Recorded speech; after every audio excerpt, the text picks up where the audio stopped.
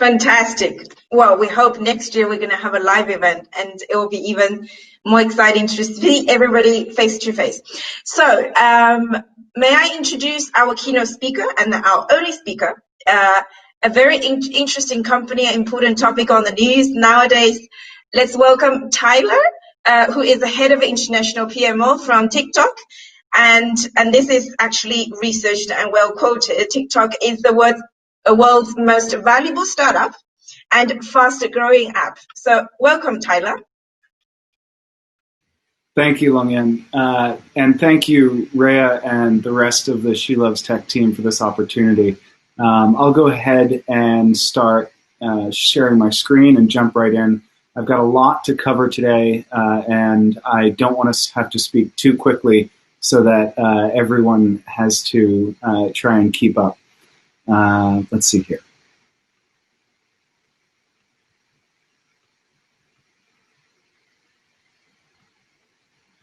All right, can everyone see this? I will take that as a yes. So yes, as mentioned, I'm head of the Global Product Management Office for TikTok, and today I'll be talking about trends in Chinese tech.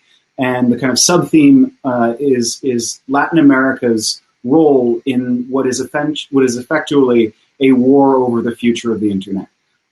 Before I begin and dive in, I'd just like to say that all of the opinions and views expressed herein are those of me and myself and only me.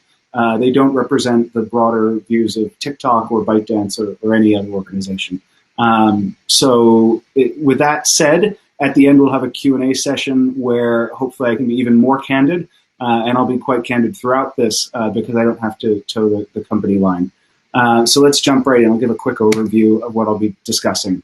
I want to cover this from a pretty holistic point of view. So we'll start with the way that the internet has evolved and is evolving, even on a day-to-day or week-to-week basis currently, with China kind of making the first move in terms of a different model for the internet.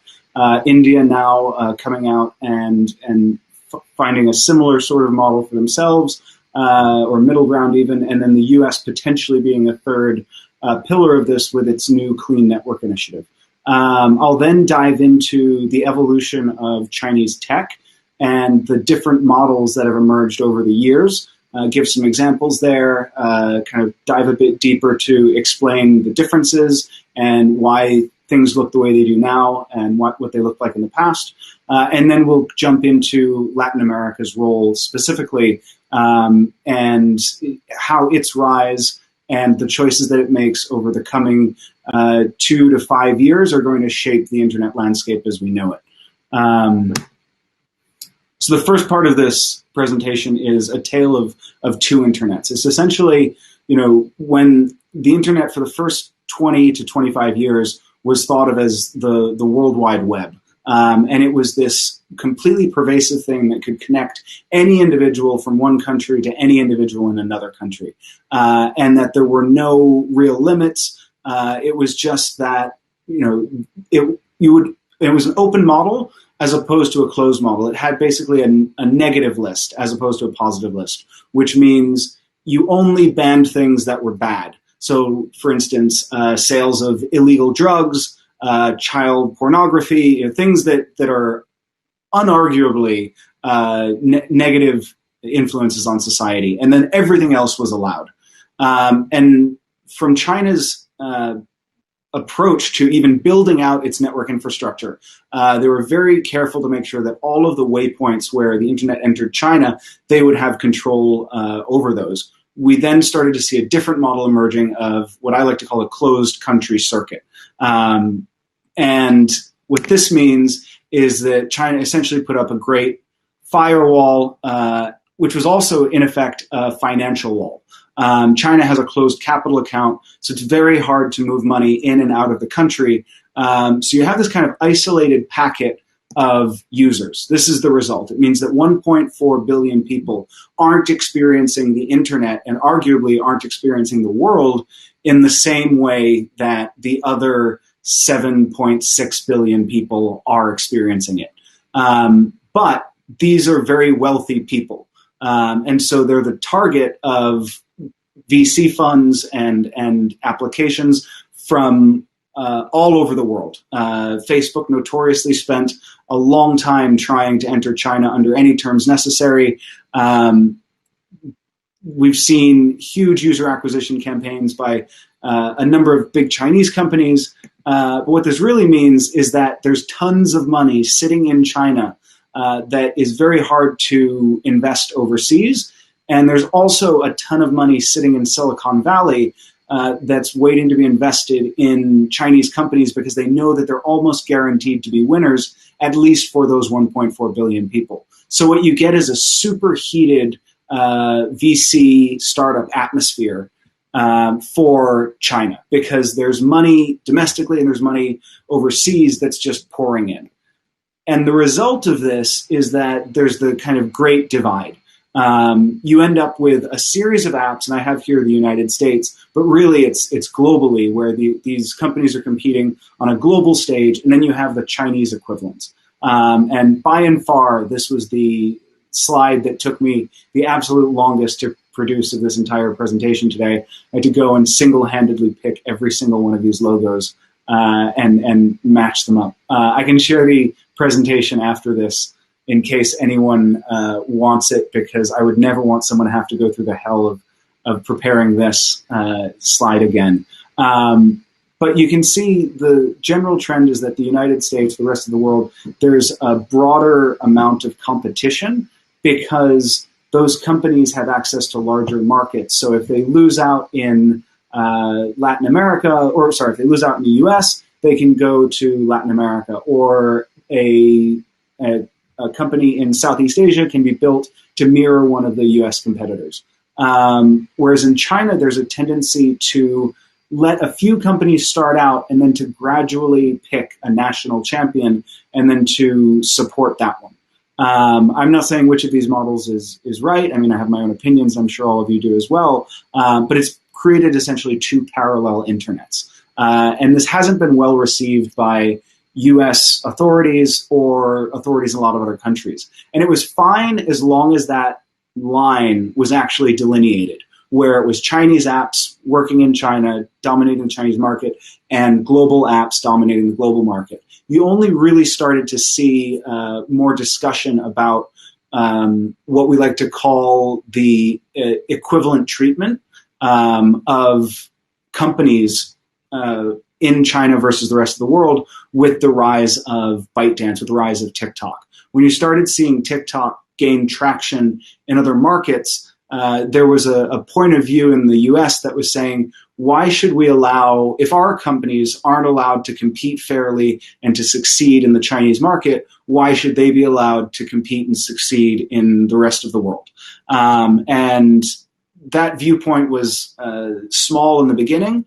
It's gained traction, especially with kind of the way that China's handled the coronavirus. It hasn't earned them a lot of international friends. And then the Indian government banned TikTok earlier this year as a result of border clashes with troops, Chinese troops on the India-China border, which was very quickly followed by a U.S. banning, or rather an executive order that's going to force a sale or a ban, and then also now investigations by Japan and South Korea. There have been plenty of reasons for why this needs to happen. Most of them have to do with national security, but I would argue that it's this reciprocal treatment that's really at the heart of it. Whereas national security is being used as the kind of shoehorn in order to do this, because it's very hard to make an argument to the populace at large that talks about how Facebook is treated in China. It's much easier just to say this is a national security concern and we have to address it. So now that we kind of understand that there are these two models of the internet, India falls somewhere in between, and US may be drifting more toward a closed system, at least with regard to Chinese tech, and maintaining this clean network of international tech and trusted partners. Let's dive a little bit into what the effect of that Chinese, I like to call Galapagosization. It's essentially the Galapagos Islands where Darwin went. They were so secluded from the rest of the world that they developed completely new species that had never been seen anywhere else. And that's the kind of like the way that I like to think about Chinese tech, is that it's been secluded for so long that there are different user behaviors, there are different user design experiences, there are different approaches to privacy and data sharing most of the time. So again, we'll dive into kind of how and why Chinese tech looks so different, but sometimes. And the original model of kind of thinking about Chinese tech is the old guard versus the new guard. And the old guard were, generally speaking, and I know that Alibaba doesn't really fit this model, but state-sponsored or state-connected firms that had been around since at least the mid-1990s and were kind of these juggernauts who had been given sectors of different parts of the internet to own and to run. The new guard were these sort of scrappy startups who were privately funded largely, had fewer ties to the government, and were very open to international expansion. I don't like this breakdown because it doesn't say enough about what types of companies these were, what types of models they were using, and it doesn't really explain much about the evolution of Chinese tech, just by saying these are older companies and these are newer companies, because you'll see a lot of the old companies have overlapping models with the new companies. So I was looking for a new framework, and actually as a result of this presentation was able to come up with one. And this relies on what I call the 5 models, and they progress from earlier to later in terms of Chinese tech development. First was copy-paste, taking something from the West and just pasting it directly into China where there was a void or a gap for this service. The second one is copy/paste, but with style. It's kind of the jazz hands version of copy-paste, where they would make modifications, maybe minor changes to the way the business model worked, or changes to the user interface, but just making it a bit flashier, adjusting it to a Chinese audience. Then there was copy, paste, improve. And I'll go into examples of all of these and show you exactly what I mean by this, where they would copy and paste something in, but that product would actually be improved or cheapened or made better in some way. And then you have the kind of innovate recklessly, where there were a few years, and I say a few years, it's still a bit going on now, where that huge pool of money that was sitting there waiting for startups, as soon as a new idea came out, everyone would just pour money into this industry, even though the underlying business model wasn't profitable and wouldn't be profitable for the foreseeable future, where you would just end up wasting billions and billions and billions of dollars in shareholder value. And then finally, we have the kind of innovate successfully model, where you're seeing things be born in China that are actually applicable to global use cases and able to spread overseas. I'm sure you guys can understand or guess which example I'm going to use for that, but we'll get to it in a bit. So this is the kind of 5 models framework that I like to think in terms of. So in terms of copy-paste, the 2 most obvious examples are Google and Uber.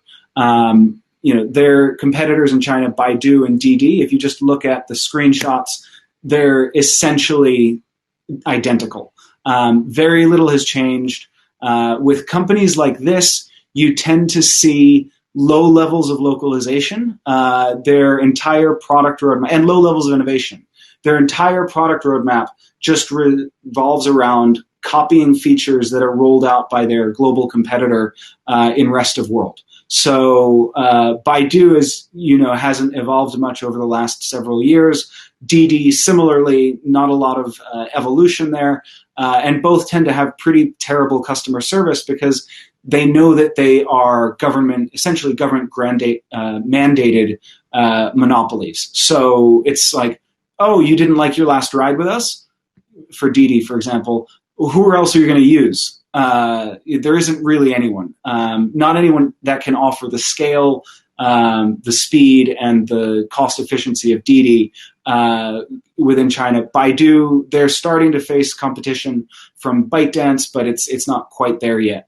So this is the copy-paste model, by far the worst of all models. And the Chinese government figured this out. Not yet with copy-paste with style. This was organic. This was other Chinese companies realizing we can't just copy and paste. We have to adapt for Chinese consumers. In Amazon, it's traditionally a Western-style app that gained prominence in the US and Europe, where users like to search for stuff. They like to go, they know what they want to buy. They're only on Amazon to hit the buy button for something that they already know they want. And for iMessage, you generally aren't really adding contacts to your phone who you don't want in there. If it's a one-off contact, you'd probably get their Facebook, or you might get their Instagram or whatever, but you're not going to be adding them, going through the time to add them into your phone. The competitors to these products in China are very different. If you look at the Alibaba app's homepage, you can see the search bar is kind of minimized. It's predominantly a push-driven, interaction-driven app where people will spend time in the app actually just browsing, which doesn't happen much on Amazon. This is partially because Chinese consumers really like to buy and they don't necessarily know what they want to buy ahead of time. It's also partially because content in China, at least mass-produced content when Alibaba came out, was heavily censored and kind of a little bit boring. And so it was actually more entertaining to watch the seller-produced videos about their products than it was to watch a Chinese drama or the sort of run-of-the-mill Chinese drama on TV. And so Alibaba experimented with many different types of content creation to help push their products that got people to spend more time in the app and almost use it as an entertainment platform. iMessages, similar with WeChat, Chinese people are much more comfortable giving out their information. They kind of built an iMessage Plus, where it was very easy to add people. You didn't always have to stay in touch. You didn't feel committed to these groups. It was one-off communication, largely, that then built into groups of people maybe that you don't really know. Very, very seldom in the US would you have a group of 400 or 500 people on iMessages where you only know 2 or 3 of them. It's much more intimate. And so WeChat helped to bridge that gap and personalize for Chinese users. Copy, paste, improve. This one's going to be a little controversial. I also hesitated myself with the comparison with Apple because I am an Apple diehard fan and I really don't think there's any way to improve. But if you change the word to cheapen, there is. If you think about the iPhone 11 Pro, kind of the flagship of the smartphone industry, it clocks in at about $1,200, kind of off the factory floor. It has a back screen camera, 3 of them in fact, but total megapixels around, I think, 12 to 15. It has a top-of-the-line processor, but designed in-house by Apple. Good RAM, reasonable storage, $1,200. If you think about Huawei, they just released their P40 5G-enabled phone, and as you know, the iPhone 11 isn't 5G-enabled. The Huawei P40, I think, is a 50-megapixel camera.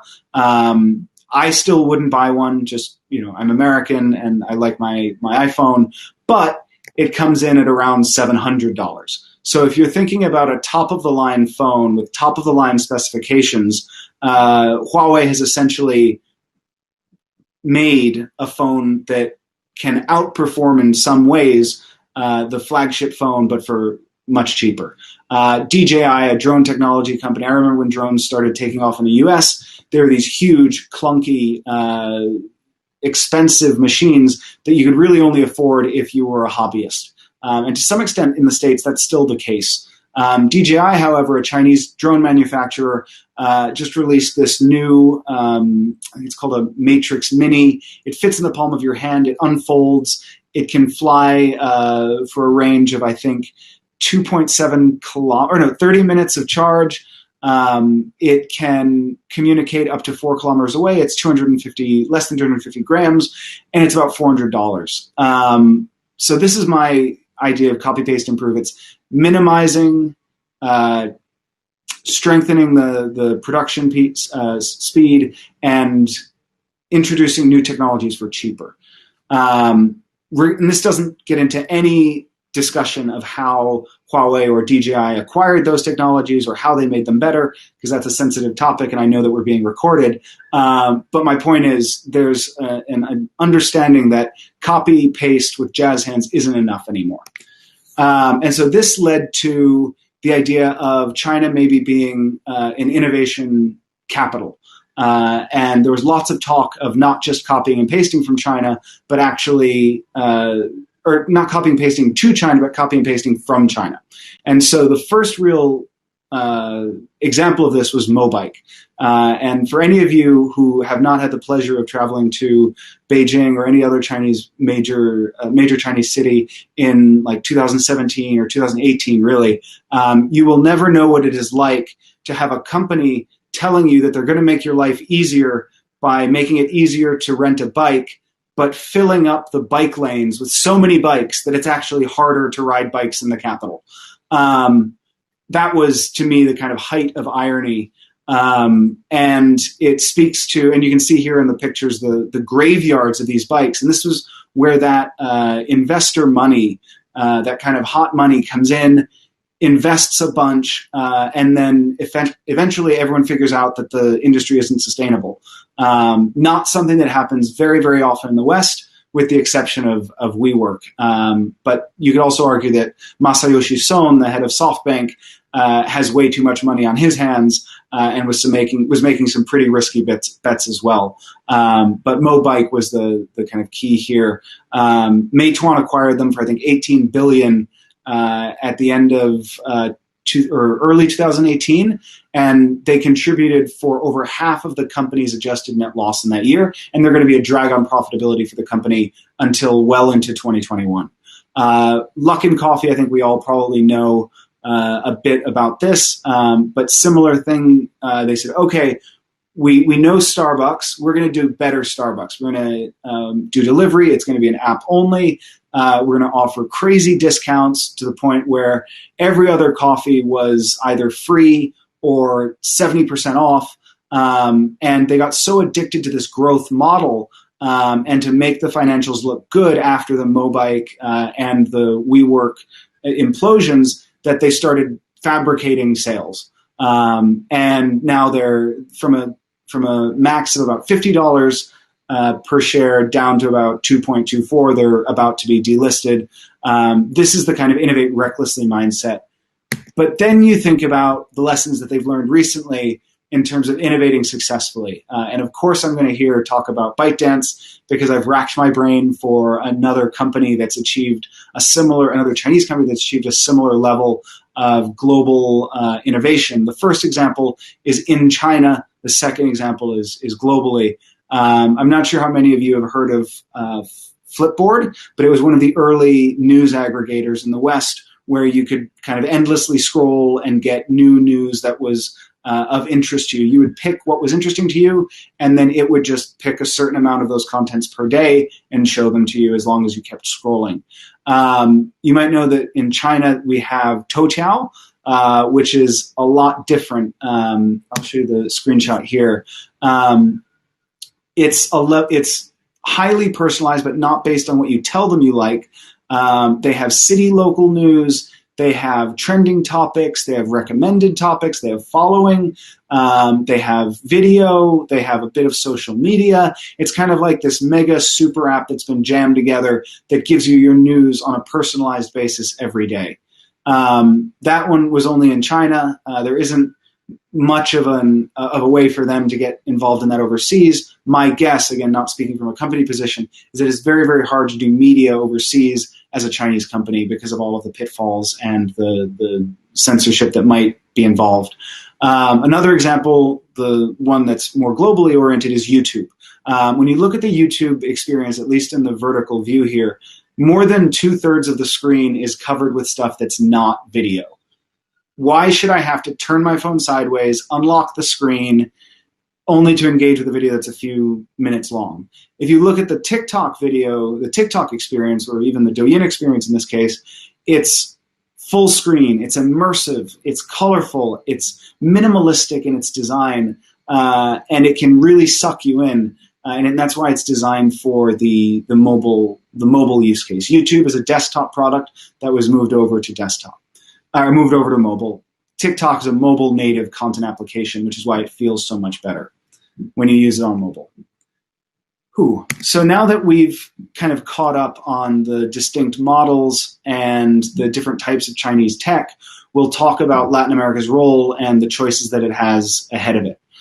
There's some good news. There's some interesting takes, personal takes on what China-US relations are going to look like in the coming years if there's a Biden win. And there's also discussions about what Latin America can do to best position itself for existing in a bipolar world. So first, the great news is that whether you're talking about the US or you're talking about Asia, I'll speak from a Chinese perspective here, Latin America is on the rise. You can kind of see the old model of international expansion, which went from China first down to Southeast Asia, where it shared a lot of cultural similarities. And then once they penetrated that, over into Pakistan, to India, some of the South Asian countries, and then to Africa. Again, the Africa thing never made much sense to me from a GDP perspective, and we'll talk a bit about that later. But that was what the comfort zone was because of cultural ties, Belt and Road Initiative investments, and things like that. Recently, however, you're starting to see Chinese companies, even the more traditional ones. ByteDance is different in that they went for America and Europe relatively quickly. You'll start out with China, still Southeast Asia, then after Southeast Asia, India, and et al. But then it's Latin America. And then after Latin America, they'll maybe consider Africa. But it would be an understatement to say that Latin America is on the map. It's on the map in a big way. And for many companies that I've worked with, and I was just talking to Longyan earlier before the call, it's a huge focus for Amazon at the moment. It's a huge focus for ByteDance. Latin America is going to have a lot of great opportunities over the coming few years, regardless of whether you're talking about US tech or Chinese tech. And the key is going to be balancing those. So why is Latin America so interesting to China right now? One, it's that the US has kind of neglected it. We tend to take Latin America as a given. If something succeeds in the US, we do the minimal number of changes possible to make it palatable for a Latin American audience and roll it out there. We've never really sat down and had conversations with Latin American users and said, what would be an ideal user experience for you with Facebook or with, tell me a feature that you'd really love. And so you're starting to see a lot of companies be built in the Latin American market, which I think is good. But again, China sees opportunity there because it's not completely dominated by the US and its tech companies. The second reason is development. And the Chileans in this group know more than anyone just the level of growth and development that's happening. And so China sees that and they say, oh, developing countries that are on the track to being profitable and high GDP per capita, these are countries that we're comfortable working with. We used to be one, and we understand the model and we know how things work there. The third one is that just in terms of market size, it doesn't make sense to go to Africa first. It doesn't really make sense to go to Africa almost ever. I'm just now realizing we're being recorded. But my point is, you could take the top two Latin American markets and you would essentially have the GDP of the top 20 African countries, or maybe even all of the African countries. And that's just starting to kick in. The big companies of old, the Huaweis, et cetera, weren't driven by profitability. They were driven by unit sales. Whereas now you're seeing companies like ByteDance, focus on, how much money can we generate per user, and what margin are we going to get on that money? And so Latin America makes far more sense than Africa. So moving into what this means for Latin America, I've intentionally not put too much on writing in this slide because a lot of it is kind of personal impressions, even though I have experience. So I started out in international diplomacy. I have 2 degrees in international affairs. I've worked at the intersection of tech and international affairs for my whole career, but these are very much my opinions and thoughts on where things are going. And again, but also with conversations with the broader U.S. Foreign policy community as well. The first is that there is going to be bipolarity. At the end of the Obama administration in 2016, the U.S. had already pivoted to believing that engagement with China had effectively not produced the outcomes that we were looking for. And so regardless of whether there was a Trump presidency or a Clinton presidency in 2016, relations were going to deteriorate. And that's similarly true for whether there's a Biden victory in November. And because we already kind of know what a Trump foreign policy stance on China looks like, banning, trade wars, yelling on Twitter, etc. I'll focus on more what a Biden foreign policy approach would look like. It's not going to be better by any means. It'll actually be worse for China because it'll be a more coherent whole of government, whole of society approach. You'll see us rebuilding our alliances in Europe, making sure that they are well-funded, well-supported, ideologically aligned. There'll be no talk of defunding NATO. We might strengthen it, in fact, to make sure that if we do get embroiled in a conflict in Asia, that Europe is able to defend itself from Russia until we're able to get back and help. It would be rebuilding American presence in South America, rebuilding alliances with South Korea and Japan, in Asia, likely less with Taiwan. We would probably step a bit back. Not that we would step back in terms of support for Taiwan, but in terms of official direct government-to-government relations, it probably would be less of a priority because we would be focused on fully executing our defense agreement with the Philippines, winning them back, trying to get them involved in South China Sea exercises, hopefully building out a defense agreement with Vietnam, coordinating joint exercises in the South China Sea between South Korea, Japan, Vietnam, Philippines, India, Australia, New Zealand, being much more aggressive on that front, calling out things like human rights violations at the presidential level, and just generally trying to rebuild what America has lost in terms of its global image over the last 20 years, because many of us in this room are young enough to not really remember a time when America was ascendant in terms of foreign policy. But I think we're getting back to a point where we realize that we're no longer really mired in the Middle East, because that was the first problem that America had to address. It was that we didn't have time to focus on China because 9/11 happened and we spent a good 10 years just in the Middle East. Then we spent 5 to 6 years working with the Obama administration or through the Obama administration to work with China to try and change its behavior through diplomatic means. We realized that didn't work. Now we're in a point. The only bipartisan issue in Washington at the moment is agreement on China being an ideological threat, a strategic rival, and something that needs to be countered in a meaningful way. And I mean, we're in the middle of a crisis that has something like 25% or 17% of Americans out of jobs, and we can't agree on a stimulus package, but we can sign something that voices support for Hong Kong. So that's the kind of strength of this argument in the United States. I don't see that going away with a Biden presidency.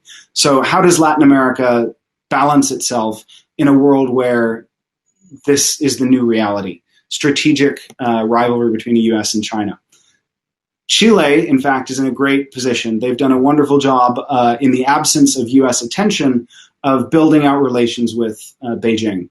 I noticed there was a new MOU signed earlier this year between Chile and Beijing. the FTA between the two, which I think was signed in 2006 after the American one was signed in 2004, was just upgraded last year. Recently, in the last month or so, Chile announced bidding to build the 5G network, which obviously the US is going to start to pay attention to. But things like this, if I take a step back and take off my US hat, building close relations with China in the run-up to eventually being forced to choose puts Chile in a good position, because the US will have to pony up more in order to get Chile on its side. But it's also important to make sure that you don't alienate the US too much. And I liked also seeing that recently Chile signed an agreement for a Japanese proposal of the Trans-Pacific cable that kind of bypasses China. And this is because of the good relations that Tokyo and Chile have built as part of the Trans-Pacific Partnership, which is another point I'd like to make about a Biden foreign policy.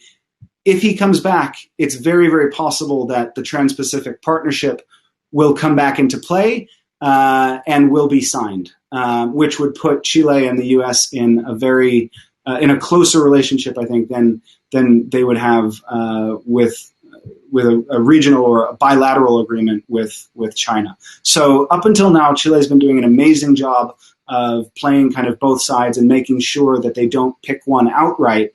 But just kind of keep in mind that the day will come when you will be asked to choose. So enjoy balancing for now, but make sure that as companies, you're taking into account when that day is, and that you have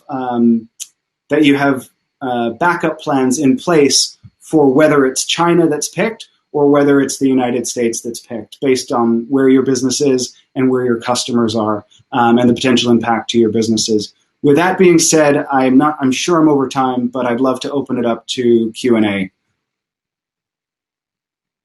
Well, thank you so much, Tyler. Just rolling down those questions, I'm trying to do a little sum up, basically. It focuses on two main important parts. One is, of course, on the financing, on the money side, and another one on the flexible kind of side. What do I mean by that? In terms of the Chinese corporate or tech company or venture capitals, they'd be interested in Latin American market first. Second, I love your example about the Galapagos Island. I was glad that you didn't use the example of the kangaroos from Australia. So it is interesting that the Chinese have a different behavior, and may I understand that gives the Chinese tech more flexibility in order to adapt to the needs of business in Latin America. For instance, economically, there are a lot of actually trade or a lot of interaction between China and Chile. And I'm sure there will be a need for innovation tailor-made for them, but maybe it's also very, let's say, different habitat, just like the Galapagos Island. So would you be able to highlight on that 2 point? Yeah, so absolutely. In terms of Chinese investors, there are tons now, and there are going to be far more in the future that are in investing in Latin America. I think what you're going to see is something similar to what happened in Japan with Rakuten, where Rakuten was able to penetrate the Japanese market, but they weren't able to successfully internationalize. So they were generating profits, but they didn't really have a lot to do with that money domestically. And so now their main focus is being basically a PE fund or a venture capital fund. There are plenty of examples of this happening in other parts of the world, with Alibaba investing in Lazada, and ByteDance investing in companies all around the world. I think you're going to see that those companies that first started investing in Southeast Asia and India are going to start very quickly turning to Latin America and saying, what do you have for us? And how can we get in before you get so big that we would have to acquire you or whatever. But yeah, I think there's going to be tons and tons of interest from Chinese, both VCs, but also big companies that have VC arms. To the second point of your question, I do think that the Galapagosization of China means that they are more familiar with modifying behavior or modifying app interface to fit a local market. And certainly the older companies are. Baidu, Didi, they aren't. But TikTok, etc. And I know for a fact from the way that a lot of Chinese companies go to Latin America, they'll ask users, and Chinese companies tend to not have a global view. Universal values are not a big thing for the Chinese government, and they're also not a big thing for companies in China. So whereas Facebook would say, we've built this product, and this product will work everywhere in the world, and it will look exactly the same everywhere in the world. Amazon has this perspective as well. ByteDance is willing to say, we've built this product, it can look differently and it can operate differently in different markets. So, hey, Brazilian users, hey, Chilean users, what do you want this app to look like? How do you want it to function? What types of content do you want it to show you? Having sort of country level product changes, which are going to be obviously very much welcomed by local users.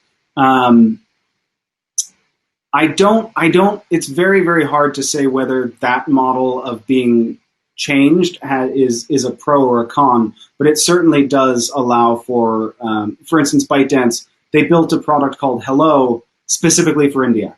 That is unprecedented. No company no multinational company in the history of the internet has ever built a fully fledged app for one country. And if ByteDance is willing to do that for India and the success that it's seen, I would be very surprised if other companies didn't do that for regions like Latin America. So I'd say yes. I think there are going to be some Latin American twists to mainstream products or potentially even new products introduced just for the Latin American market. Fantastic. I wish we can continue the conversation, but I think the startups are desperate to present themselves and try to get some Chinese investors' attention as well. So let's get started. And thank you so much, Tyler.